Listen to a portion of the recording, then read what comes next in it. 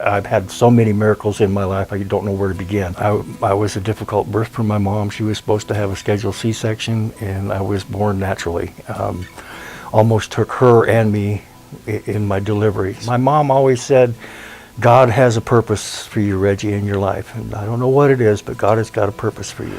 5 years old, sitting around with my brothers and sisters, mom and dad in the living room, sucking on a lemon drop. It gets lodged in my throat and I can't breathe. So I get up and I run into the bathroom, can't get anybody's attention because I can't talk. And so I fill up a glass of water as far as I can and hold it up as high as I can and drop it so that I could get somebody's attention to see what's going on with me. And about the time I went down and unconscious, my dad found me, grabbed me, pulled me upside down and was shaking me and trying to dislodge the lemon drop in my throat. So got it out, started to breathe again, and everything was fine.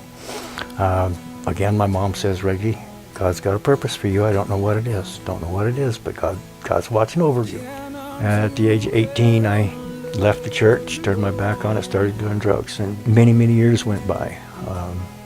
We got very involved in some other things that we shouldn't have been, and Darlene again gave her life to the Lord, and she called me up one day and I said that I've given my heart to the Lord and you need to give your heart back to the Lord and get right with your Jesus. And so I realized that what we were doing was so self-destructive that's what I needed to do. So I got on my knees at my mom and dad's house and I rededicated myself to the Lord. Just before that, my oldest son was working on his car and it fell off a jack, rolled down a hill and pinned me between my car door and his car. Well, his car wasn't a small car, it was a large car. And when he finally got off of me, my leg here was completely crumpled into the bone. I mean, you couldn't differentiate what muscle and what was bone. My shin was the same way.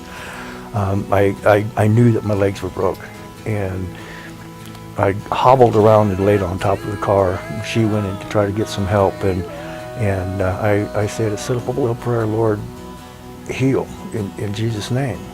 And within 2 weeks, I was riding the bicycle again, walking up and down stairs. And I know that my legs were broke, but I know that God had healed me.